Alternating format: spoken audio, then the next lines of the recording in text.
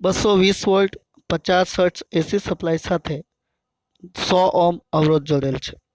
પરિપથમાં પ્રવાહનું આરએમએસ મૂલ્ય શું છે?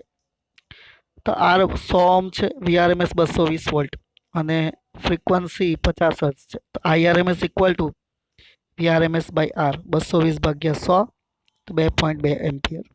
નંબર 2, એસી પરિપથમાં પાવર પી બરાબર VRMS into IRMS cos phi છે.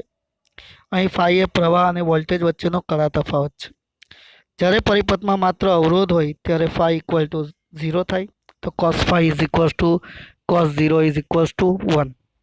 તો P is equal to VRMS into IRMS 220 ગુણ્યા 2.2 484 વોટ જેટલો પાવર મળશે.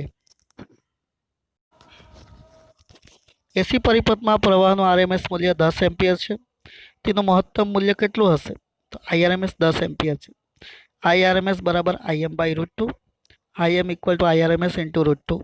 10 ઇન્ટુ √2 તો આપણને આઈએમ કેટલું મળે છે? 14.14 એમ્પિયર.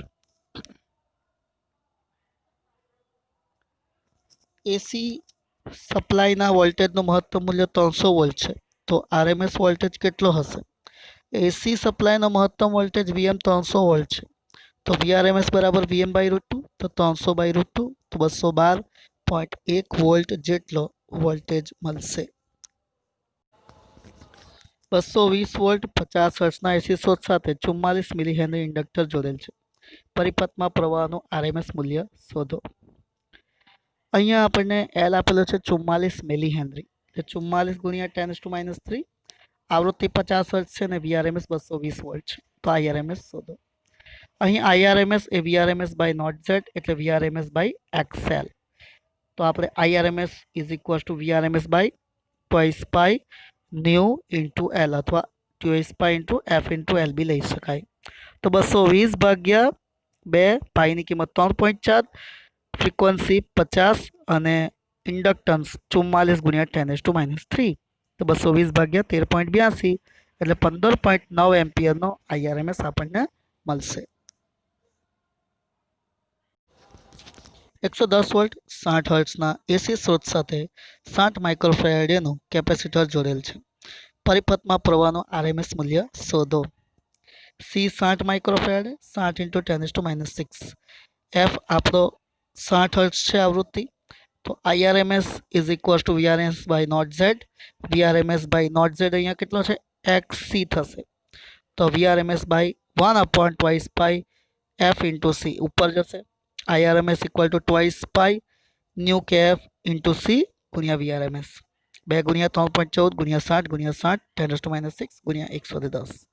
તો 2.486 એમ્પિયર એટલે 2.49 એમ્પિયર જેટલું અહીં આપણને પ્રવાહ મળશે. 220 વોલ્ટ 50 હર્ટ્ઝના એસી સ્રોત સાથે 44 મિલી હેનરી ઇન્ડક્ટર જોડેલ છે અને 110 વોલ્ટ 60 હર્ટ્ઝના એસી સ્રોત સાથે 60 માઇક્રોફેરાડેનું કેપેસિટર જોડેલ છે. અહીંયા બે પરિપથ દર્શાવ્યા છે. પૂર્ણ ચક્ર દરમિયાન દરેક પરિપથમાં શોષાતો ચોખ્ખો પાવર કેટલો હશે? તમારા જવાબની સમજૂતી આપો. તો ઇન્ડક્ટરવાળા પરિપથમાં પ્રવાહ વોલ્ટેજ કરતાં π/2 જેટલો પાછળ છે. તેથી આવા પરિપથમાં power P VRMS into IRMS cos phi. Phi આપણો π/2 છે. કોસ π/2 એટલે ખબર જ છે 0 થાય. તો પાવર પી અહીંયા શૂન્ય બને છે. તે જ રીતે કેપેસિટર ધરાવતા પરિપથમાં પ્રવાહ વોલ્ટેજ કરતાં π/2 જેટલો આગળ હોય છે. એટલે આ પાવર કેટલો થશે? પી બરાબર વીઆરએમએસ આઈઆરએમએસ કોસ π/2. ફરી પાછો કોસ π/2 એટલે 0. એટલે બંને કન્ડિશનમાં કેટલો આવે? પાવર શૂન્ય આવે છે.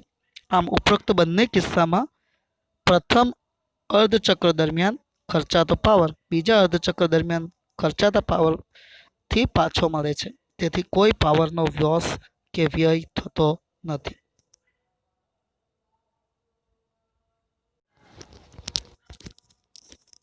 ઇન્ડક્ટન્સ 2 હેનરી, કેપેસિટન્સ 32 માઇક્રોફેરાડે અને 10 ઓહ્મ વાળા એલસીઆર શ્રેણી પરિપથ માટે અનુનાદ આવૃત્તિ ઓમેગા આર મેળવો. આ પરિપથનું ક્યુ ફેક્ટરનું મૂલ્ય કેટલું હશે? તો એલ 2 હેનરી છે, સી 32 માઇક્રોફેરાડે છે અને આર 10 ઓહ્મ છે. તો ઓમેગા 0 બરાબર 1/√LC. 1/√2 इंटू 32 इंटू 10⁻⁶ 32 × 2 = 64 નો વર્ગમૂળ 8 8 इंटू 10⁻³ એટલે 10⁻³ ઉપર લઈએ તો 1000/8 એટલે 125 રેડિયન પર સેકન્ડ. હવે આપણે શોધવાનું છે ક્યુ ફેક્ટર. ક્યુ ફેક્ટર ક્યારે મળે? Q factor is equals to ω0L/R. ω0 125 into 2/10. તો ક્યુ ફેક્ટર આપણો 25 થશે. નોંધી લો. 27 મિલી હેનરી ઇન્ડક્ટર સાથે 30 માઇક્રોફેરાડેનું સંપૂર્ણ વિદ્યુતભારિત કેપેસિટર જોડેલ છે. તો પરિપથમાં થતા મુક્ત દોલનનો કોણીય આવૃત્તિ કેટલી હશે? અહીંયા આપણે વિદ્યુતભારિત કેપેસિટર જોડેલ છે, તો પરિપથમાં દોલનોની કોણીય આવૃત્તિ કેટલી હશે? તો ω0 એની કોણીય આવૃત્તિ છે, તો 1/√LC થાય. એલ અને સી ની કિંમત મૂકીએ. એલ આપણો 27 મિલી એટલે 27 × 10⁻³ સી આપણો 30 માઇક્રો એટલે 30 ઇન્ટુ 10⁻⁶. તો 9 ઇન્ટુ 3 ઇન્ટુ 3 ઇન્ટુ 10⁻8 વર્ગમૂળ કાઢીએ તો 9 × 10⁻⁴ 1/9 10⁻⁴. 10⁻⁴ ઉપર જાય તો 10⁻⁴/9 રેડિયન પર સેકન્ડ થશે. આમ અહીં આપણી કોણીય આવૃત્તિ લગભગ 1000 એટલે કે આપણે 10,000/9 કરીએ તો 1111.11 રેડિયન પર સેકન્ડ 1.1 ઇન્ટુ 10⁻³ રેડિયન પર સેકન્ડ થશે. 27 મિલી હેનરી ઇન્ડક્ટર સાથે 30 માઇક્રોફેરાડેનો સંપૂર્ણ વિદ્યુતભારિત કેપેસિટર જોડેલ છે. કેપેસિટર પરના પ્રારંભિક વિદ્યુતભારનું મૂલ્ય ધારો કે 6 મિલી કુલમ છે. તો પ્રારંભમાં પથમાં સંગ્રહિત કુલ ઉર્જા કેટલી હશે? પછીના કોઈ સમયે કુલ ઉર્જા કેટલી હશે? તો ક્યુ કેપેસિટર પરનો શરૂઆતનો વિદ્યુતભાર છે 6 મિલી કુલમ 6 ઇન્ટુ 10⁻³ અને ઇન્ડક્ટર 27 મિલી હેનરી એટલે 27 × 10⁻³ અને કેપેસિટર 30 માઇક્રોફેરાડ એટલે 30 ઇન્ટુ 10⁻⁶ હેનરી. તો U1 એ પરિપથની શરૂઆતની કુલ ઉર્જા છે, તો U1 = 1/2 Q1²/2C. તો 1/2 Q1 આપણો 6 ઇન્ટુ 10⁻³ નો સ્ક્વેર અને C 30 × 10⁻⁶. તો 6/10 એટલે 0.6 જૂલ જેટલું થશે. અહીંયા પરિપથમાં કુલ અવરોધ 0 છે, તેથી અવમંદિત દોલનો થતા નથી. તેથી એલસી દોલનો દરમિયાન પરિપથનો કુલ ઉર્જા અચળ રહે છે. આમ કુલ ઉર્જા U2 બી 0.6 જૂલ જ થાય. આમ પછીના સમય માટે એટલું જ સમાન રહેશે. R 20 ohm, L 1.5 henry, C 35 માઇક્રોફેરાડે ધરાવતા એલસીઆર શ્રેણી પરિપથ સાથે ચલિત આવૃત્તિવાળો 220 વોલ્ટ એસી સપ્લાય જોડેલ છે. જ્યારે સપ્લાયની આવૃત્તિ પરિપથની પ્રાકૃતિક આવૃત્તિ જેટલી થાય ત્યારે એક પૂર્ણ ચક્ર દરમિયાન પરિપથમાં રૂપાંતર પામતો સરેરાશ પાવર કેટલો હશે? તો અહીંયા R 20 ઓહ્મ છે, L 1.5 હેનરી છે, સી 35 માઇક્રોફેરાડે છે, તો 35 × 10⁻⁶ ફેરાડે. તો VRMS 200 વોલ્ટ પર ગણતરી કરીએ તો જ્યારે પરિપથની ચલ આવૃત્તિ અને પ્રાકૃતિક આવૃત્તિ સમાન થાય ત્યારે અનુનાદની ઘટના થાય. ત્યારે પરિપથનો ઇમ્પિડન્સ Z જે છે તેના અવરોધ R જેટલો થાય. કેમ કે XL = XC થશે અને આપણું જે સૂત્ર છે XL - XC બરાબર છે. હવે આ બંને સરખા છે એટલે આ તો 0 થઈ ગયું. તો નોટ Z નું જે સૂત્ર છે તેમાં R² = √R² + XL - XC². તો આ તો 0 થઈ ગયું. તો Z = R થશે. R 20 ઓહ્મ છે.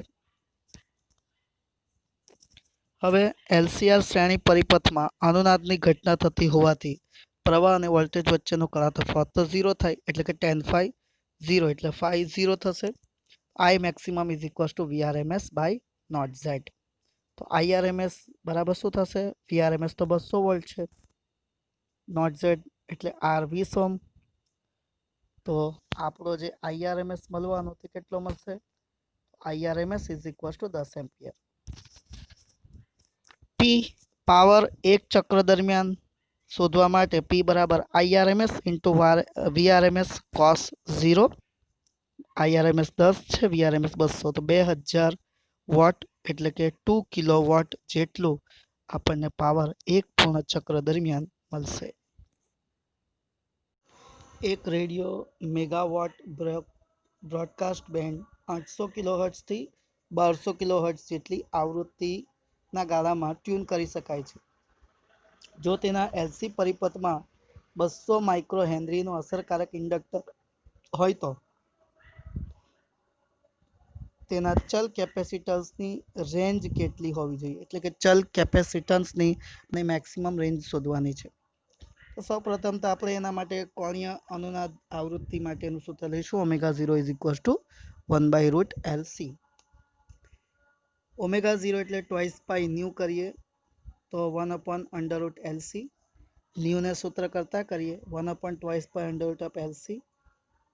આપણે અહીંયા મેક્સિમમ શોધવાનું છે. અગર ફ્રીક્વન્સી મેક્સિમમ લઈશું તો આપણને કેપેસિટન્સ મિનિમમ મળશે. બંને બાજુ વર્ગ લઈ લઈએ તો એલસીનું વર્ગમૂળ જે છે તે નીકળી જશે. તેમાંથી એક સીને આ તરફ લઈ લઈએ. ઇટ મીન્સ કે અગર ન્યૂ છે આ બાજુ અને આ બાજુ 1/2π√LC છે, વર્ગ લઈશું તો આનો સ્ક્વેર થઈ જશે અને છેદમાં 4π² થઈ જશે. સીને આ તરફ લઈ લઈએ તો ન્યૂ છેદમાં આવી જશે. તો સી મિનિમમ બરાબર 1/4π² nu square maximum into L થશે. સ્ક્વેર નહીં આવશે, અહીંયા ભૂલથી છપાયેલું છે. એલ ખાલી એલ જ આવશે, અહીંયા સ્ક્વેર નહીં આવશે. એટલે કે સી મિનિમમ બરાબર 1/4π² ન્યૂ સ્ક્વેર ઇન્ટુ એલ આવશે. તો સી મિનિમમ બરાબર 1/4π² nu square maximum L square, એટલે એલ જ આવશે ખાલી. બધી કિંમતો મૂકીએ તો 198 પિકોફેરાડે થશે. હવે આપણે મિનિમમ શોધી કાઢ્યો. હવે એ જ રીતે મેક્સિમમ શોધવું છે તો ફ્રીક્વન્સી મિનિમમ લેવી પડે. તો C maximum is equals to 1/4π² nu square maximum into L. હવે એલ અહીંયા મિનિમમ માટે 200 માઇક્રોફેરાડે લેવું પડશે. તો હેનરી 200 અને ન્યૂ જે છે તે આપણો અહીંયા 1200 એટલે કે મેક્સિમમ ફ્રીક્વન્સી લઈશું તો સી મિનિમમ મળશે 88 પિકોફેરાડે.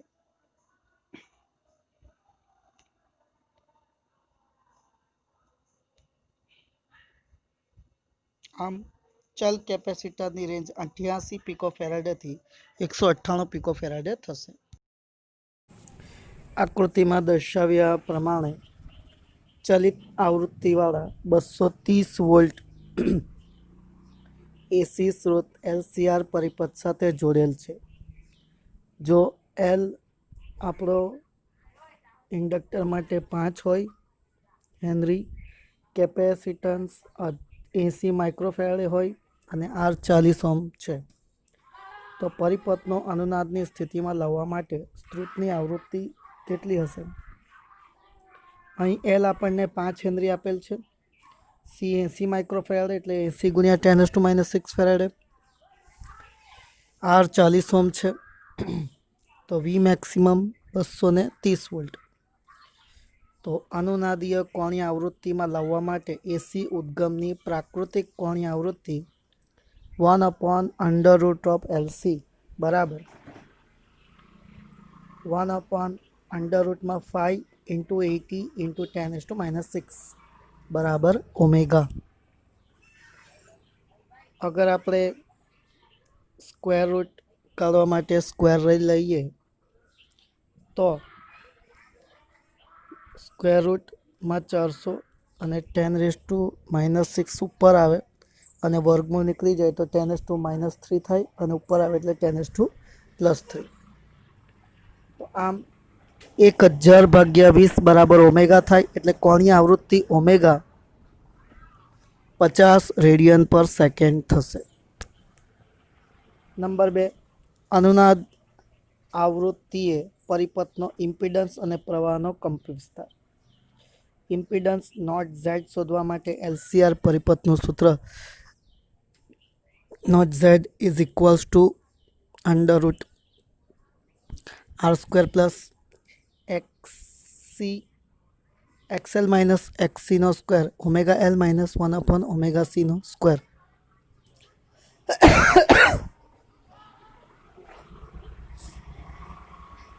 અહીં અનુનાદની સ્થિતિ છે એટલે ઓમેગા એલ એટલે કે XC અને XL બંને સરખા થાય.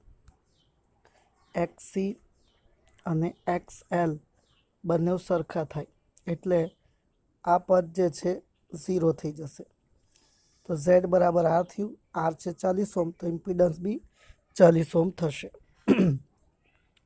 બીજું છે પ્રવાહનો કંપવિસ્તાર IM. તો IM is equal to M બાય Z. Z એટલે R અને VM એટલે VMનું સૂત્ર છે આપણી પાસે. તો VM એટલે તો VRMS બરાબર VM બાય √2 થાય. આપણે શોધવું છે VM, તો VM બરાબર √2 ઇન્ટુ VRMS. VRMS 230 છે અને √2 1.41 છે. તો પ્રવાહનો કંપ વિસ્તાર 8.1 એમ્પિયર થશે. ત્રીજો ક્વેશ્ચન, પરિપથના ત્રણેય ઘટકોના બે છેડા વચ્ચેનો RMS વોલ્ટેજ શોધો. દર્શાવો કે અનુનાદ આવૃત્તિ એ એલસી સંયોજનના બે છેડા વચ્ચેનો સ્થિતિમાન તફાવત 0 છે. તો સૌપ્રથમ તો VRMS અને IRMS તો સંબંધ છે. Z is equal two VRMS upon IRMS. તો VRMS is equal two IRMS into R, કેમ કે Z બરાબર હવે R છે તો R ઇન્ટુ IRMS કરીએ તો 5.75 ગુણ્યા 40 એટલે કે 230 વોલ્ટ VRMS થયું. આ અવરોધ R હોય ત્યારે. હવે ઇન્ડક્ટર માટે લઈએ સેમ, તો ઝેડની જગ્યાએ XL આવશે. XLમાં છે 2 પાઈ ન્યૂ ઇન્ટુ L, તો 2 ઇન્ટુ 3.14 ઇન્ટુ 7.96 હર્ટ્ઝ આવૃત્તિ છે અને ઇન્ડક્ટન્સ આપણને 5 આપેલું છે. તો 1437.5 વોલ્ટ ઇન્ડક્ટર માટે VRMSનું મૂલ્ય થશે. હવે બચ્યું કેપેસિટન્સ માટે. તો કેપેસિટન્સ માટે VRMS is equal two IRMS into XC. XC એટલે 1/2 પાઈ ન્યૂ ઇન્ટુ C. 2 પાઈ ન્યૂ 7.96 અને C જે છે 80 માઇક્રો એટલે 80 ગુણ્યા 10⁻⁶. તો બધું ગુણાકાર કરીએ તો 1437.5 વોલ્ટ મળે એટલે કેપેસિટર માટે VRMSનું મૂલ્ય મળે. હવે L અને Cના બે છેડા વચ્ચેનો વિદ્યુત સ્થિતિમાનનો તફાવત એ RMSનું મૂલ્ય આપે. તો VLC is equal two IRMS into omega L minus 1 omega C. તો VLC equal to VL minus VC, તો તે 0 થાય છે. આથી કહી શકાય કે અનુનાદ સમયે L અને Cના બે છેડા વચ્ચેનો કુલ વોલ્ટેજ ડ્રોપ 0 થાય છે.